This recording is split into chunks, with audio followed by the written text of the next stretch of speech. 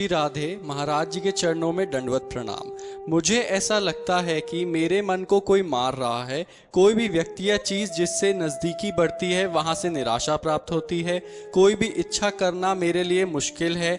कोई भी इच्छा पूर्ण नहीं होती। ऐसा लगता है कोई मुझे हर परिस्थिति में नीचे झुकाने की चेष्टा कर रहा है। कभी वो कोई व्यक्ति नहीं है, हमारा कर्म ही है। को न काहू के दुख सुख कर दाता, निज कृत कर्म भोग सुन भ्राता। जो हम शुभ शुभ कर्म करते हैं वो विराजमान रहते हैं, और जब तक उनका भोग नहीं होता तब तक वो पीछा करते रहते हैं। यदि भगवत प्राप्ति हो जाए तो सारे कर्म नष्ट हो जाते हैं, अगर नहीं तो अवश्य में वो भोक्तव्यम कृतम कर्म शुभाशुभम। भय देना, संशय पैदा कर देना, फंसा देना, नाना प्रकार के क्लेश पैदा कर देना, बिना किसी बात के भावी भय का चिंतन करके भयभीत हो जाना, ये सब बातें कर्म के, हमारे जो पूर्व कर्म हैं वो बिगड़ गए हैं, वो हमें इस जन्म में परेशान कर रहे हैं। अगर उनसे मुक्ति पाना चाहते हो तो एक ही उपाय है, धर्म पूर्वक चलो और खूब नाम जप करो। अब कोई गंदा कर्म ना होने पावे और नाम जप करो तो भगवान बड़े कृपालु हैं। भगवान कहते हैं अहम त्वाम सर्व पापेभ्यो मोक्षयिष्यामि मा शुचा। मैं तुम्हें समस्त पापों से मुक्त करके पवित्र कर दूंगा। वही कृपा सिंधु मुझे बचा सकते हैं, नहीं तो ऐसे ऐसे हमारे कर्म के हमें दिखाई नहीं दे रहे। जैसे गुप्त रूप से दुश्मन लगा हो और उसके हम निशाने में हो और हमें पता ना हो, ऐसे ही हम बिल्कुल हैं। कर्म हमको अपने निशाने में लिए, बोले अभी तो बहुत अच्छे हंस खेल के गए और ऐसा हो गया। वो तो पहले से ही तैयारी कर्म की, आओ हम तुम्हें देखते हैं। वो कर्म का है, उस कर्म को नष्ट करना एक केवल भगवान के हाथ की बात है। खूब भजन करे, प्रभु से प्रार्थना करें कि मुझे कर्म बंधनों से मुक्त कर दो, क्योंकि ऐसे ऐसे हमसे कर्म हुए कि अगर हम सबका हिसाब भोगने लगे, बहुत जन्म भोगते रहें बराबर तो भी नहीं भोग पाएंगे। तो कृपा करें प्रभु और हमारे कर्म की गोदाम में आग लगा दें, सब भस्म हो जाए, तो बात बन सकती है। और ये सब मानना कि कोई हमारे पीछे कुछ लगा दिया है, कुछ ऊपरी चक्कर और भीतरी चक्कर, ये सब बेवकूफ़ी है, इसमें कोई महत्व नहीं है, ये सब अज्ञान की बातें हैं। खास बातें हैं, अगर हमारा कर्म हमको दंड देना तो अभी भूत बन के लग जाएगा। अब झाड़ फूको, न जाना क्या क्या सब करते घूमो, कर्म बिगड़ गया, रोग बन गया, बोले लीवर खराब, किडनी खराब, ये अब पूरे जीवन भर भोगो। कर्म ही तो है, सब खेल कर्म का है। ना कोई हमें दुख से दे सकता है, ना कोई सुख दे सकता है। हमारे कर्म ही हमको दुख दे रहे हैं, हमारे कर्म ही हमको शुभ जो कर्म है वो सुख भुगता रहे हैं। तो इस दुख सुख से, ये यहाँ का सुख भी दुख रूप ही है। जैसे जेल में कोई बंद हो और उत्सव मना रहा हो, तो उसका, उसके फांसी की सजा उत्सव मना रहा हो, क्या उत्सव उसका।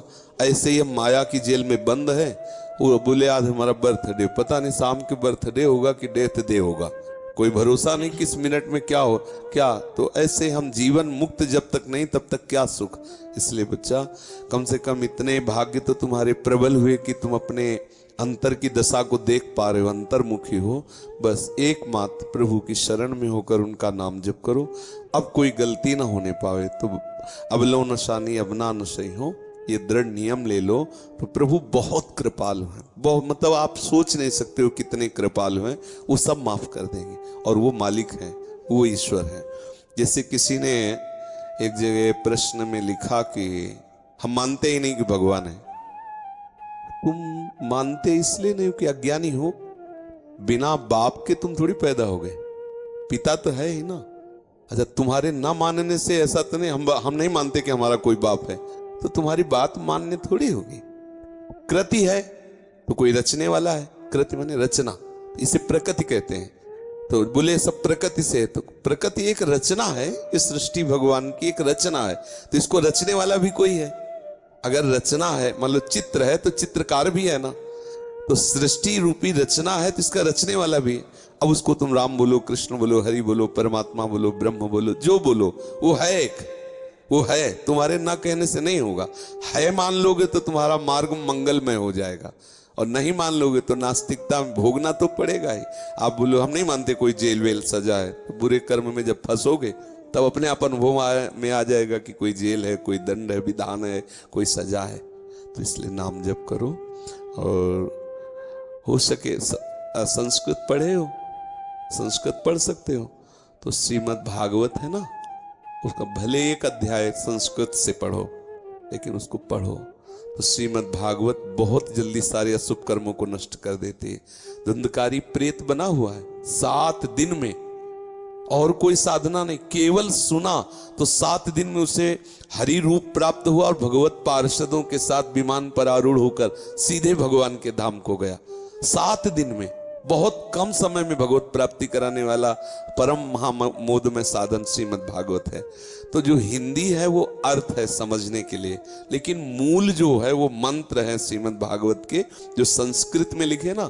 हाँ, अगर अपने न पढ़ पावे तो किसी उत्तम भागवताचार्य से, जिसको संस्कृत का ज्ञान है और जो ईमानदारी से पूरा पाठ करके ठाकुर जी की प्रसन्नता के लिए सुना सके, तो बैठकर 4-5 घंटे रोज सुन ले। 7 दिन किसी भागवताचार्य से पाठ करवा ले संस्कृत से, अपने कुटिया में या जहां भी जैसे बने, और नहीं तो स्वयं 1 अध्याय 2 अध्याय रोज पाठ करे। अब ऐसा तो भागवत बहुत कृपा में है, साक्षात श्री कृष्ण का वांग्मय स्वरूप है, सारे अशुभों को नष्ट कर देता है।